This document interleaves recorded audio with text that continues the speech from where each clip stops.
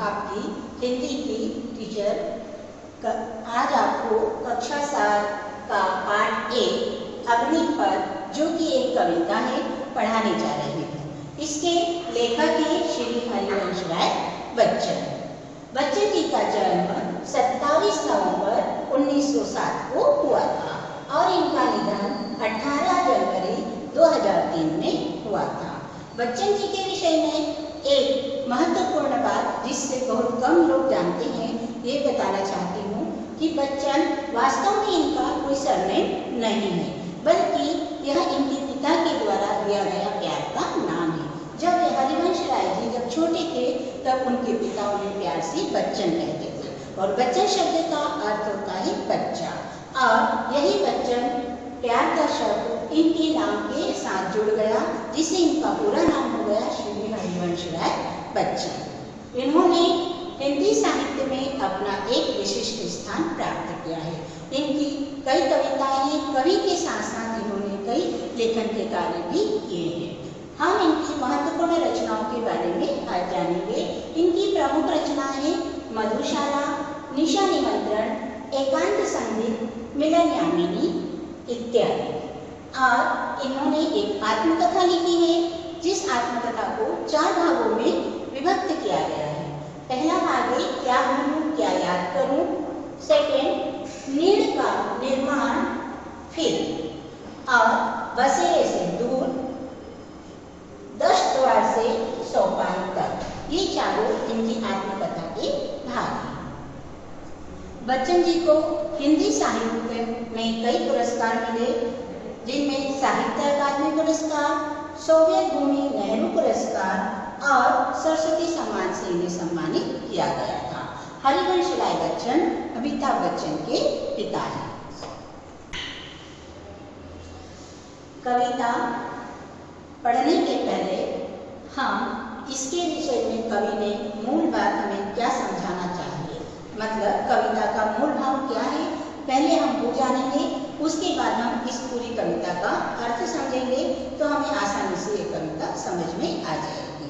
श्री हरिवंश राय बच्चन जी ने इस कविता के माध्यम से प्रत्येक मनुष्य को केवल यही बात समझाना चाहिए कि हर एक मनुष्य का अपने जीवन में एक लक्ष्य होना चाहिए, एक उद्देश्य होना चाहिए, और उस उद्देश्य की पूर्ति करने के लिए उसे निरंतर परिश्रम करते रहना चाहिए, आगे बढ़ते रहना चाहिए।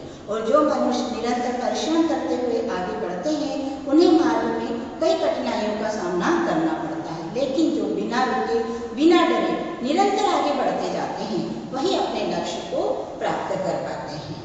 और लक्ष्य प्राप्ति के मार्ग में कई बार हम हताश हो जाते हैं, निराश हो जाते हैं, और उस समय हमें ऐसा लगता है कि शायद मैं व्यर्थ ही परिश्रम कर रहा हूँ, मुझे ये नहीं करना चाहिए, मुझे इस काम को छोड़ देना चाहिए। लेकिन कभी भी हमें अपना हौसला नहीं हारना चाहिए, निरंतर आगे बढ़ते जाना चाहिए।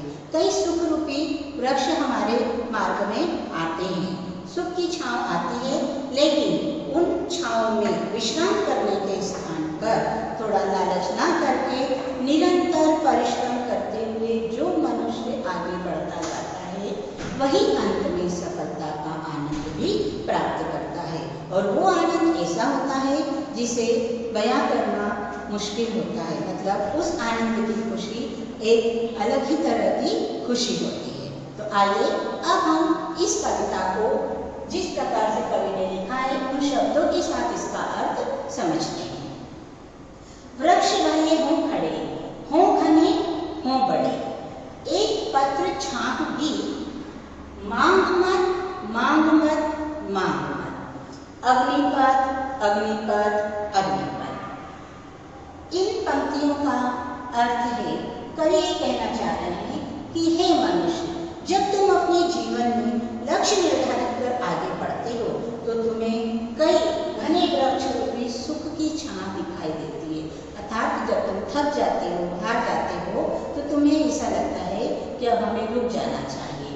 तो जिस प्रकार से जब हम किसी मार्ग पर चल रहे होते हैं और सूरज की कड़ी धूप हमें परेशान करती है, जिससे हम थकते हैं, हारते हैं, और हमें ऐसा लगता है कि मार्ग के दूसरी ओर जो वृक्ष हैं, उन वृक्ष की परीक्षाओं में हम थोड़ी देर विश्राम कर लें, रुक जाएं। लेकिन अगर हम उस समय रुक जाएं और विश्राम कर लें तो फिर हम आगे नहीं बढ़ पाते हैं।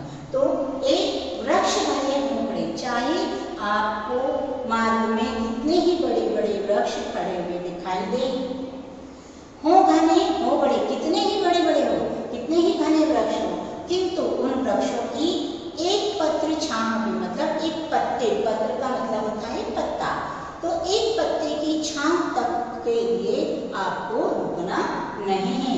आपको उससे जरा से भी सुख की उम्मीद नहीं करना है। तो मांग मत मतलब जीवन में जब लक्ष्य प्राप्ति के लिए आप आगे बढ़ रहे हो तो सुख की चाह मत करो, किसी से कोई उम्मीद मत करो। अग्निपथ शब्द का अर्थ होता है अग्नि अर्थात आग और पथ मतलब रास्ता। तो आग का रास्ता, अब आग का रास्ते से तात्पर्य कठिनाइयों से भरा हुआ रास्ता। तो ये तुम्हारा जो मार्ग है बहुत ही कठिन मार्ग है और इस मार्ग पर तुम्हें किसी से कोई उम्मीद नहीं करना है और निरंतर आगे बढ़ते जाना है। आगे है तू न थकेगा कभी, तू न रुकेगा कभी, तू न मुड़ेगा कभी, कर शपथ कर शपथ कर शपथ। अग्निपथ अग्निपथ अग्निपथ। अब इन पंक्तियों में कवि कह रहे हैं कि हे मनुष्य, सबसे पहले तुम्हें जिस लक्ष्य को प्राप्त करना है उस पे चलने के लिए अपने आप से शपथ लेना होगी। शपथ लेना यानी सौगंध लेना, दृढ़ निश्चय करना। तो तुम्हें दृढ़ निश्चय करना होगा कि जिस मार्ग की प्राप्ति, जिस लक्ष्य की प्राप्ति के लिए तुम आगे बढ़ रहे हो उसमें ना तो तुम कभी थकोगे, ना ही रुकोगे और ना ही निराश होकर पीछे मुड़कर कभी भी देखोगे। क्योंकि जो मनुष्य लक्ष्य प्राप्ति के मार्ग में रुक जाता है, अपने आप को थका हुआ महसूस करता है, हार जाता है और पीछे जो कुछ वो छोड़ आया है उन सुविधाओं को, सुख को याद करता है, रुक जाता है, तो फिर वो कभी भी आगे नहीं बढ़ता। इसलिए कवि ने कहा है कि तुम्हें सबसे पहले एक दृढ़ निश्चय करना होगा, शपथ लेना होगी कि तुम ना तो कभी रुकोगे ना थकोगे, तुम निरंतर आगे बढ़ते रहोगे। क्योंकि तुम्हारा मार्ग कैसा है, अग्निपथ अर्थात कठिनाइयों से भरा हुआ मार्ग है और इस कठिन मार्ग पे तुम्हें निरंतर आगे बढ़ते रहना है। यह महान दृश्य है, चल रहा मनुष्य है, अश्रु श्वेत रक्त से लथपथ लथपथ लथपथ। अग्निपथ अग्निपथ अग्निपथ। कवि ने आगे हमें ये समझाना चाहा है कि जब हम अपने लक्ष्य को प्राप्त करने के लिए आगे बढ़ते हैं, बढ़ते ही चले जाते हैं, तो हमें बहुत सारी कठिनाइयों का सामना करना पड़ता है और हमें अपने उस महान लक्ष्य को प्राप्त करने के लिए क्या है, अश्रु श्वेत रक्त। अश्रु यानी आंसू, श्वेत यानी पसीना और रक्त यानी खून। मतलब हमें अपने पसीना बहाना पड़ता है, हमें अपना रक्त भी बहाना पड़ता है, हमारी आंखों से आंसू निकलने लगते हैं। आंसू हमारी आंखों से कब निकलते हैं, जब हम लोग थक हार जाते हैं, निराश हो जाते हैं। लेकिन कवि ने क्या कहा है कि ये एक महान दृश्य है। कौन सा महान दृश्य? कि जब आप आंखों से आंसू बहाते हुए, पसीना बहाते हुए, खून से लथपथ हो और अपने लक्ष्य को प्राप्त करने के लिए निरंतर आगे की ओर बढ़ते ही जा रहे हैं, बिना रुके बिना थके जब बढ़ रहे हैं, तो वही दृश्य मनुष्य के लिए महान दृश्य होता है। तो लथपथ लथपथ यानी चाहे आप पसीने से, खून से लथपथ हो, लेकिन फिर भी निरंतर आप आगे की ओर बढ़ना है। मतलब आपको कभी भी हिम्मत नहीं हारना है, चाहे कितनी ही कठिन परिस्थितियां आपके सामने क्यों ना आ जाए, आपको बढ़ते ही जाना है। क्योंकि ये आपका जो मार्ग है अग्निपथ, कठिनाइयों से भरा हुआ मार्ग है और इस कठिन मार्ग पर चलकर जो निरंतर आगे बढ़ अपने लक्ष्य को प्राप्त करता है उसी को जीवन में वास्तविक आनंद प्राप्त होता है। क्योंकि सफलता का आनंद भी हमें तभी प्राप्त होता है जब हम परिश्रम करते हैं और फिर सफलता प्राप्त करते हैं। बिना परिश्रम के सफलता का आनंद भी हम प्राप्त नहीं कर पाते। तो इस पूरी कविता के माध्यम से कवि ने हमें केवल अपने जीवन लक्ष्य को प्राप्त करने के लिए निरंतर आगे बढ़ना, पीछे मुड़कर नहीं देखना, सुख की चाह नहीं करना, खून पसीना बहाना और फिर अपने लक्ष्य को प्राप्त करना, यही समझाना चाह रहा है।